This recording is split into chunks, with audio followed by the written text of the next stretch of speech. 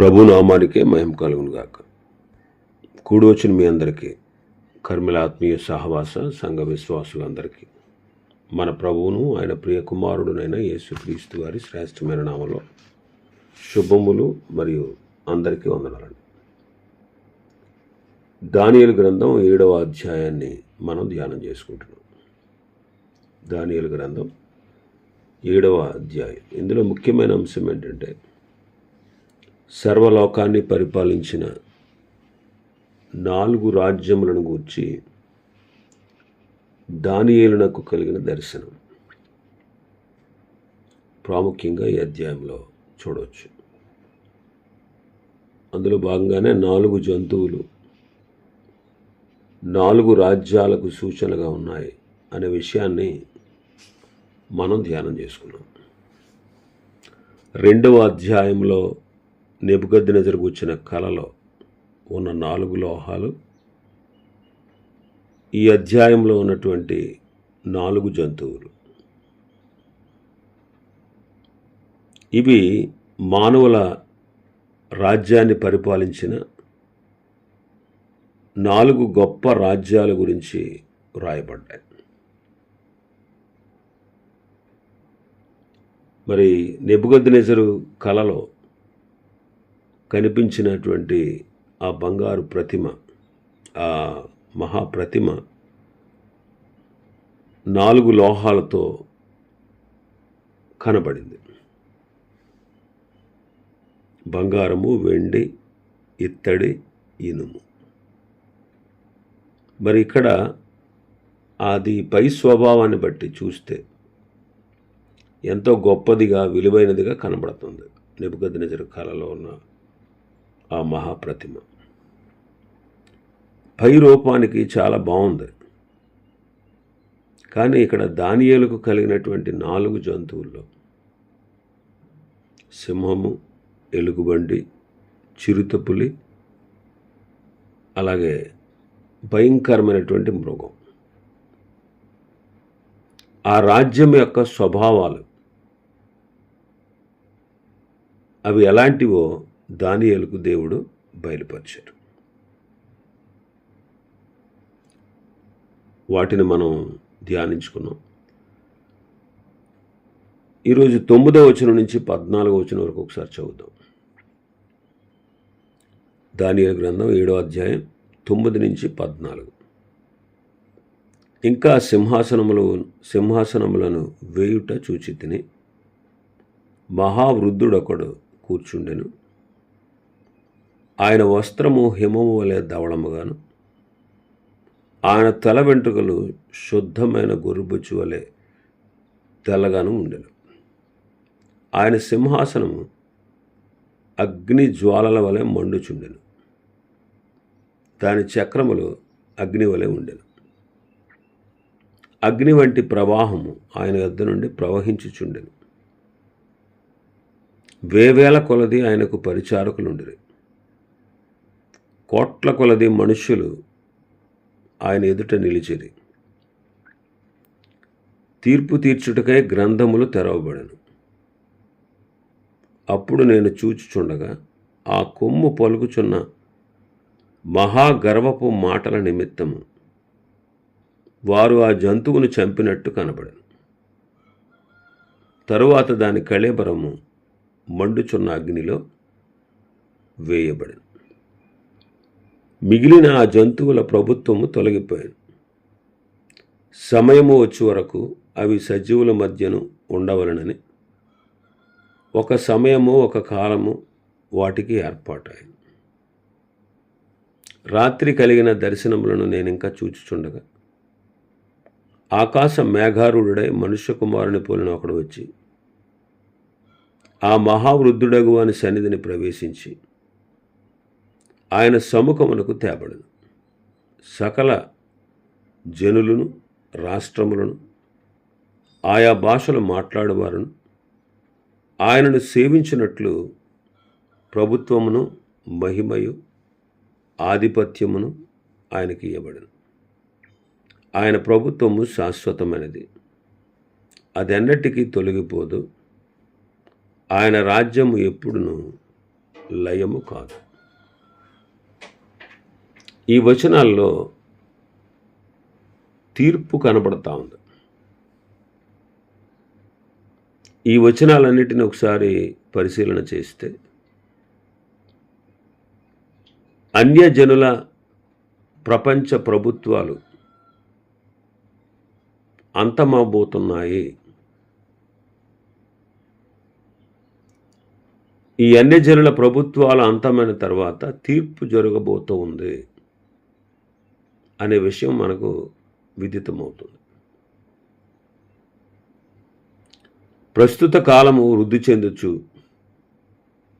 తమ పరాక్రమ కార్యాలను గూర్చి డంబముగా చెప్పుచున్నటువంటి జాతులు న్యాయ తీర్పుతో అంతరిస్తాయి. మానవులకు ఇది నమ్మడానికి ఇష్టపడరు. ప్రస్తుతం జరుగుచున్నట్లే ఎల్లప్పుడూ జరుగును అని వారు తలస్తారు. ఇప్పుడు ఎలా ఉందో ఇక ముందు కూడా అలాగే జరుగుతుంది అనుకుంటారు.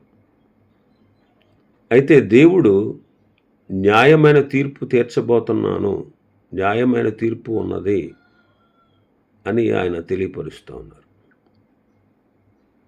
మనం చదివినటువంటి ఈ వచనాలు తీర్పు సమయాన్ని సూచించేటువంటి సన్నివేశం అన్నమాట. గొప్పలు చెప్పుకొని గొప్పవై ఉన్నటువంటి ఈ క్రూర మృగమైన 4వ మృగంతో మానవ రాజ్యాలన్నీ కూడా అంతమవుతాయి. మానవ రాజ్యాలన్నీ కూడా అంతమవుతాయి. దానియేలు గ్రంథం 2వ అధ్యాయంలో 34వ వచనం ఒకసారి చదువుదాం. మరియు చేతి సహాయం లేక తీయబడిన ఒక రాయి ఇనుమును మట్టియు కలిసిన ఆ ప్రతిమ యొక్క పాదముల మీద పడి దాని పాదములను తుత్తునీలుగా విరగగొట్టినట్టు తమకు కనబడను. అంతటా ఇనుమును మట్టియు ఎత్తడియు వెండియు బంగారము ఏకముగా దంచబడి కళ్ళములోని చెత్తవలే కాగా వాటికి స్థలం ఏచటను దొరకకుండా గాలి వాటిని కొట్టుకొని పోయాను. ప్రతిమను విరగగొట్టిన ఆ రాయి సర్వభూతలమంతా మహాపర్వతమైంది. 44-45 వచనాలు. ఆ రాజుల కాలములలో పరలోకమందున దేవుడు ఒక రాజ్యము స్థాపించు, దానికి అన్నిటికీ నాశనము కలగదు. ఆ రాజ్యము దానిని పొందిన వారికి గాక మరి ఎవరికి చెందదు. అది ముందు చెప్పిన రాజ్యములన్నిటినీ పగలగొట్టి నిర్మూలము చేయును గాని అది యుగ యుగముల వరకు నిలుచు. చేతి సహాయం లేక పర్వతము నుండి తీయబడిన ఆ రాయి ఇనుమును ఎత్తడిని మట్టిని వెండిని బంగారమును పగలగొట్టగా తమరు చూచితిరే. ఇందువలన మహాదేవుడు ముందు జరగబో సంగతి రాజునకు తెలియజేసి ఉన్నాడు. కల నిశ్చయము దాని భావము నమ్మదగినది అని దానియేలు రాజుతో చెప్పారు. ఇంకా సింహాసనాలు వేయడం చూశాడు అంటున్నాడు ఇక్కడ. చేతి సహాయం లేకుండా తీయబడిన రాయి సర్వభూతలమంతా మహాపర్వతమే. ఆ రాజ్యాలు అంతమవుతాయి అని నెబుకద్నెజరు కలలో దేవుడు దానియేలు ద్వారా తెలియపరిచాడు. ఇక్కడ మన భాగంలో ఇప్పుడు చూస్తే 9వ వచనంలో సింహాసనములు వేయబడ్డాయి. ఇంకను సింహాసనములను వేయుట చూచి తిని అంటున్నారు. బహుశా ఈ సింహాసనాలు ప్రభు చెప్పిన వాటికి సాదృశ్యంగా ఉండొచ్చు. మత్తయి సువార్తలో 19వ అధ్యాయం 28వ వచనాన్ని మనం చూస్తే యేసు వారితో ఇట్లనెను, ప్రపంచ పునర్జననమందు మనుష్య కుమారుడు తన మహిమ గల సింహాసనం మీద ఆసీనుడై ఉండినప్పుడు నన్ను వెంబడించిన మీరును 12 సింహాసనముల మీద ఆసీనులై ఇశ్రాయేలు 12 గోత్రముల వారికి తీర్పు తీర్చుదురు. ప్రకటన గ్రంథం 20వ అధ్యాయం 4వ వచనం. అంతటా సింహాసనములను చూచి తిని వాటి మీద ఆసీనులైండు వారికి విమర్శ చేయుటకు అధికారం ఇవ్వబడిన, మరియు క్రూర మృగమునకైనను దాని ప్రతిమనకైనను నమస్కారం చేయక తమ నొసళ్ల యందు గాని చేతుల యందు గాని దాని ముద్ర వేయించుకొనని వారికి యేసు విషయమై తాము ఇచ్చిన సాక్ష్యము నిమిత్తము దేవుని వాక్యము నిమిత్తము శిరచ్ఛేదనము చేయబడిన వారి ఆత్మను చూచి తిని వారు బ్రతికిన వారై 1000 సంవత్సరములు క్రీస్తుతో కూడా రాజ్యము చేసిరి. కాబట్టి ఈ సింహాసనాలకు ప్రభు చెప్పిన వాటికి సంబంధం ఉండి ఉండొచ్చు. మరి ఈ సింహాసనం మీద మహావృద్ధుడు ఒకడు కూర్చున్నాడు అని మనం చూస్తున్నాం. ఆయన వస్త్రము హిమము వలె ధవళముగా, ఆయన తల వెంట్రుకలు శుద్ధమైన గొర్రెబొచ్చు వలె తెల్లగా ఉన్నాయి. మహావృద్ధుడు, ఆయన వస్త్రాలు హిమము అంత ధవళంగా ఉన్నాయి, తల వెంట్రుకలు శుద్ధమైన గొర్రెబొచ్చు వలె తెల్లగా ఉన్నాయి. హెబ్రీ భాషలో దీనికి అర్థం ఏంటంటే దీర్ఘకాలము జీవించిన వాడు లేక వృద్ధుడు అని అర్థం. ఇక్కడ సందర్భాన్ని బట్టి చూస్తే తీర్పు జరిగించుటకు కూర్చొని ఉన్న మహావృద్ధుడు ఎవరంటే శాశ్వతుడైన దేవుడు. శాశ్వతుడైన దేవుడు. 90వ కీర్తన 1-2 వచనాలు. ప్రభువా, తరతరముల నుండి మాకు నివాస స్థలము నీవే. పర్వతములు పుట్టక మునుపు, భూమిని లోకమును నీవు పుట్టింపక మునుపు, యుగ యుగములు నీవే దేవుడవు. ఇక్కడ మహావృద్ధుడు అనే మాటకు అర్థం ఏంటంటే శాశ్వతుడైనటువంటి దేవుడు. శాశ్వతుడైన దేవుడు. భూమి ఆకాశములు పుట్టక ముందే, లోకము పుట్టింపక మునుపే, యుగ యుగాలు ఆయనే దేవుడు. ఆయన శాశ్వతుడైనటువంటి దేవుడు.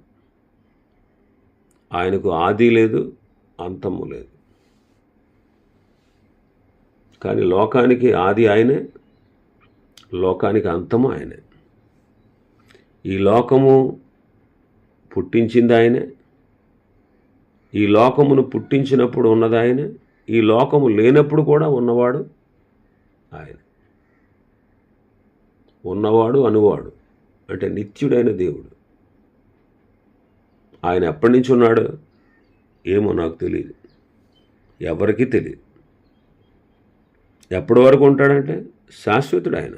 ఇంకా ఆయనకి అంతం అనేది లేదన్నమాట. 104వ కీర్తన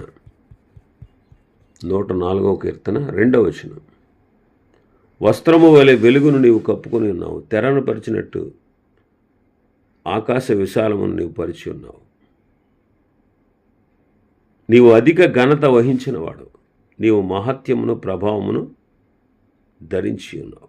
జలములలో ఆయన తన గదుల దూలములను వేసి ఉన్నాడు, మేఘములను తనకు వాహనముగా చేసుకున్నాడు. గాలి రెక్కల మీద గమనము చేయుచున్నాడు. వాయువులను తనకు దూతలుగాను, అగ్ని జ్వాలను తనకు పరిచారులుగాను చేసుకున్నాడు. భూమి ఎన్నటికీ కదలకుండానట్లు ఆయన దాని మీద పునాదులు వేసి స్థిరపరిచాడు. దాని మీద అగాధ జలములను వస్త్రం వలె కప్పాడు.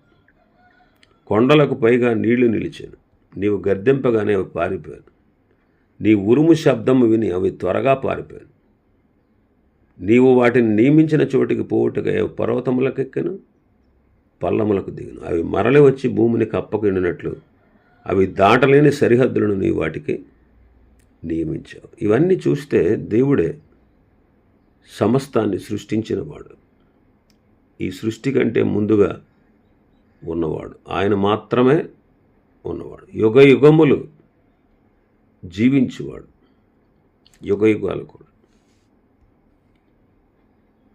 ఆయన శాశ్వతుడైనటువంటి దేవుడు, శాశ్వతుడు.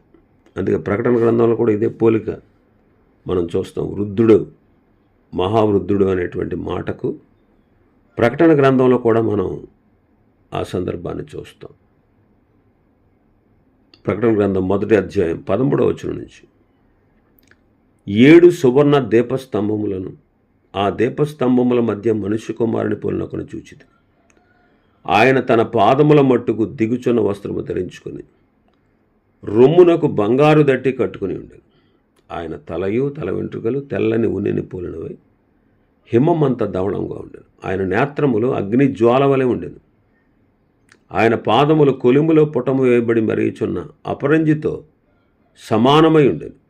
ఆయన కంఠస్వరము విస్తార జల ప్రవాహంలో ధ్వనివలె ఉండెను. ఆయన తన కుడి చేత 7 నక్షత్రములు పట్టుకుని ఉండెను. ఆయన నోట నుండి 2 అంచులు గల వాడి అని ఖడ్గం ఒకటి బయలువెడలుచుండెను. ఆయన ముఖము మహా తేజస్సుతో ప్రకాశించుచున్న సూర్యుని వలె ఉండెను.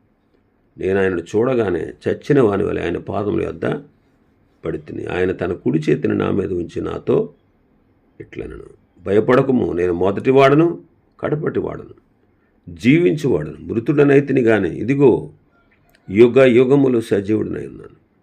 మరియు మరణము యొక్కయు పాతాళ లోకం యొక్క తాళపు చెవులు నా స్వాధీనములో ఉన్నవి. కాబట్టి ఇక్కడ ప్రభువైన యేసుక్రీస్తు అను మనుష్య కుమారుని గూర్చిన వర్ణన ఉంది. ఇక్కడ గమనించాల్సిన విషయం అంటే తండ్రి అయిన దేవుడు, కుమారుడైన దేవుడు, పరిశుద్ధాత్మ దేవుడు, వాళ్ళ ముగ్గురు ఒక్కటే, త్రియేక దేవుడు. తండ్రి అయిన దేవుని గూర్చిన కానీ కుమారుడైన క్రీస్తుని గూర్చిన వర్ణన కానీ మనం చూస్తున్నాం. అంటే వాళ్ళ మనసు ఒకటే, వాళ్ళ భావోద్రేకాలు ఒకటే, వాళ్ళ చిత్తం ఒకటే. ఒకరికి ఒకరిని విడిచి మరొకరు ఉండలేరు. వారి మధ్యలో ఉన్నటువంటి ఐక్యత, ప్రేమ పొంగి ప్రవహిస్తూ ఉంది. కాబట్టి ఇక్కడ మహావృద్ధుడు అంటే నిత్యము శాశ్వతముగా ఉన్నటువంటి దేవుడు అని అర్థం. దేవునికి వృద్ధాప్యం లేదు, కానీ మహావృద్ధుడు అనేది ఆయన నిత్యత్వాన్ని సూచిస్తూ ఉన్న సందర్భం అన్నమాట. కాబట్టి ఆయన తీర్పు తీర్చడానికి సింహాసనం మీద ఆసీనుడై ఉన్నాడు. ఆయన తల వెంట్రుకలు శుద్ధమైన గొర్రెబొచ్చు వలె తెల్లగా ఉన్నాయి. ఆయన సింహాసనం అగ్ని జ్వాలల వలె మండుచున్నది, దాని చక్రములు అగ్ని వలె ఉన్నాయి. అందరికీ తీర్పు తీర్చువాడు ఎవరు అంటే ప్రభు అయిన యేసుక్రీస్తే. ఆయన తండ్రి అయిన దేవుని చిత్త ప్రకారమే తీర్పు తీరుస్తాడు. యోహాను సువార్త 5వ అధ్యాయం 23వ వచనం, 23, తండ్రిని గనపరచునట్లుగా అందరూ కుమారుని గనపరచవలనని తీర్పు తీర్చుటకు సర్వాధికారము కుమారునికి అప్పగించి ఉన్నాడు. కుమారుని గనపరచని వాడు ఆయన పంపిన తండ్రిని గనపరచడు. 27వ వచనం, మరియు ఆయన మనుష్య కుమారుడు గనుక తీర్పు తీర్చుటకు తండ్రి అధికారము అనుగ్రహించాడు. కాబట్టి తీర్పు తీర్చేవాడు ఎవరంటే ప్రభువైన యేసుక్రీస్తే. ఆయన సింహాసనము అగ్ని జ్వాల వలె మండుచుండెను, దాని చక్రములు అగ్ని వలె ఉండెను అని మనం చదువుతున్నాం మన భాగంలో 9వ వచనంలో. అగ్ని పోలికను దేవుని గూర్చి మనం చూడగలం. పొదలో మోషేకు ప్రత్యక్షమైనప్పుడు ఆ పొద అగ్ని చేత మండుతూ ఉంది, కానీ అది కాలిపోలేదని చెబుతాం. కాబట్టి అగ్ని ఆ పోలిక దేవుని గురించి మనం చూడగలం. యెషయా గ్రంథం 66లో మనం చూస్తే 15-16 వచనాలు, ఆలకించుడి, మహాకోపముతో ప్రతీకారము చేయుటకును అగ్ని జ్వాలలతో గద్దించుటకును యెహోవా అగ్ని రూపముగా వచ్చుచున్నాడు. ఆయన రథములు తుఫాను వలె త్వరపడుచున్నవి. అగ్ని చేతను తన ఖడ్గము చేతను శరీరులందరితో ఆయన వ్యాజ్యమాడును. అగ్ని రూపముగా వచ్చుచున్నాడు అని మనం చదువుతాం.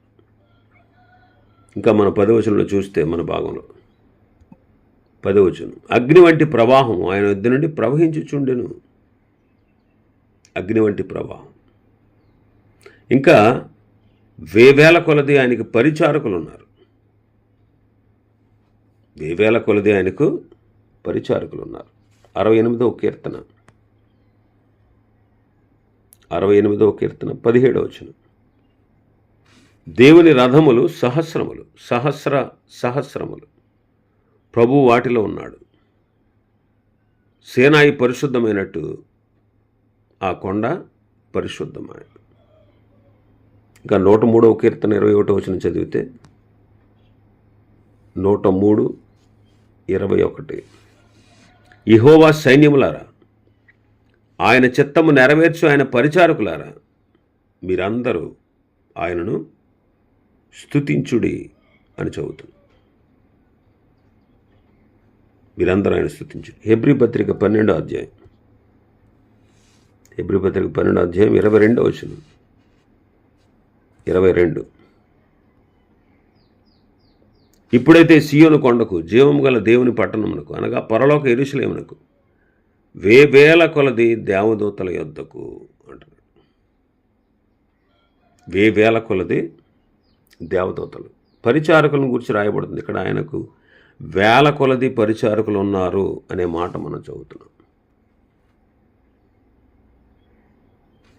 ప్రకటన గ్రంథం 5వ అధ్యాయం 11వ వచనం చదివితే, మరియు నేను చూడగా సింహాసనమును, జీవులను, పెద్దలను ఆవరించి ఉన్న అనేక దూతల స్వరము వినబడెను. వారి లెక్క కోట్ల కొలదిగా ఉండెను. ఇంకా మన భాగంలోకి వస్తే కోట్ల కొలది మనుషులు ఆయన ఎదుట నిలిచారు అని మనం చూస్తాం. కోట్ల కొలది మనుషులు ఆయన ఎదుట నిలిచారు. అప్పుడు తీర్పు తీర్చడానికి గ్రంథాలు విప్పబడ్డాయి. కాబట్టి ఇది ధవళ సింహాసనపు తీర్పు అని మనం చూడవచ్చు. అలాగే మత్తయి సువార్త 24-25 అధ్యాయాల్లో ఉన్నటువంటి తీర్పు కూడా మనం చూడవచ్చు. మత్తయి సువార్త 24వ అధ్యాయం 30-31 వచనాలు. అప్పుడు మనుష్య కుమారుడు చూచిన ఆకాశమందు కనబడు. అప్పుడు మనుష్య కుమారుడు ప్రభావంతోనూ మహామహిమతోనూ ఆకాశ మేఘారుడే వచ్చి చూచి భూమి మీదనున్న సకల గోత్రముల వారు రొమ్ము కొట్టుకుందరు. మరియు ఆయన గొప్ప బూరతో తన దూతలను పంపును. వారు ఆకాశం యొక్క ఈ చివరి నుండి ఆ చివరి వరకు నలుదిక్కుల నుండి ఆయన ఏర్పరచుకుని వారిని పోగు చేతురు. 25వ అధ్యాయం 31 నుంచి 25వ అధ్యాయం 31వ వచనం నుంచి మనం చూస్తే, తన మహిమతో మనుష్య కుమారుడు ఆయనతో కూడా సమస్త దూతలను వచ్చినప్పుడు ఆయన తన మహిమగల సింహాసనం మీద ఆసీనుడై ఉండును. అప్పుడు సమస్త జనములు ఆయన ఎదుట పోగు చేయబడుదురు. గొల్లవాడు మేకల్లో నుండి గొర్రెలను వేరుపరచినట్లు ఆయన వారిని వేరుపరిచి తన కుడివైపు గొర్రెలను, ఎడమవైపు మేకలను నిలవబెట్టు. అప్పుడు రాజు తన కుడివైపున ఉన్న వారిని చూచి, నా తండ్రి చేత ఆశీర్వదింపబడిన వారులారా రండి, లోకము పుట్టినది మొదలుకొని మీ కొరకు సిద్ధపరచబడిన రాజ్యమును స్వతంత్రించుకోండి.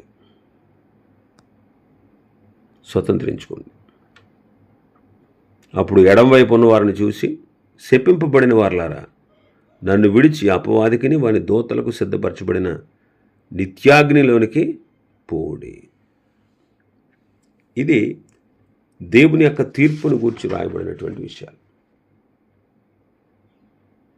అన్ని జనుల యొక్క ప్రాపంచిక ప్రభుత్వాలు కూడా